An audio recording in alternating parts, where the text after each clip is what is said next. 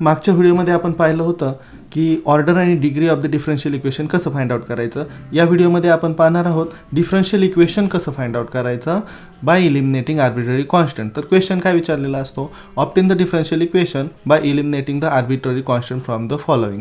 आता arbitrary constant काय असतो, कॉन्स्टंट असतो ज्याची व्हॅल्यू फिक्स्ड आहे, पण आर्बिट्ररी कॉन्स्टंट म्हणजे ज्याची व्हॅल्यू फिक्स नाही असा constant.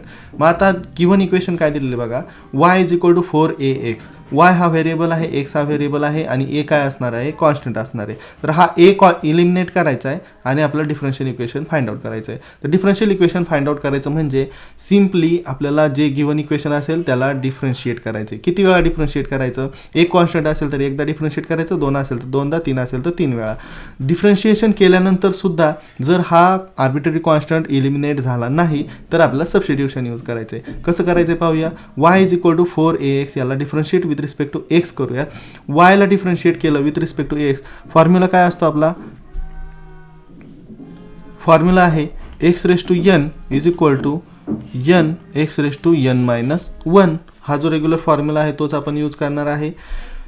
y with respect to x differentiate केला तर yचं तर आलं 1, कारण डिग्री 1 आहे, 1 y रेस टू 0 आलं. पण y with respect to x करतोय, x with respect to x केलं तर इझी असतं, y with respect to x करतोय म्हणजे कंप्लीट डिफरन्शिएशन होणार नाही, म्हणून आपण dy upon dx as it is लिहून घेणार. Is equal to 4ax. एक्सचं डिफरन्शिएशन काय असतं, x रेस टू 1, x म्हणजे x रेस टू 1, मग याला कसं करणार 1 x रेस टू 0. आणि आपल्याला माहिती आहे कुठलीही पॉवर कशाची पॉवर 0 असेल तर व्हॅल्यू काय असते 1. 1 इंटू 1 म्हणजे काय आलं आन्सर 1. तर मग 4a इंटू 1 म्हणजे आपण याला लिहून घेऊ शकतो. जर सिम्प्लिफाय केलं तर काय येईल, dy upon dx is equal to 4a एवढंच राहणार आहे. पण आता डिफरन्शिएट करून सुद्धा आपल्या लक्षात आलं की 4a हा a इलिमिनेट करायचा होता, a तर इलिमिनेट झाला नाही, पण इथं आपण पाहू शकतो 4a आणि इथं सुद्धा 4a.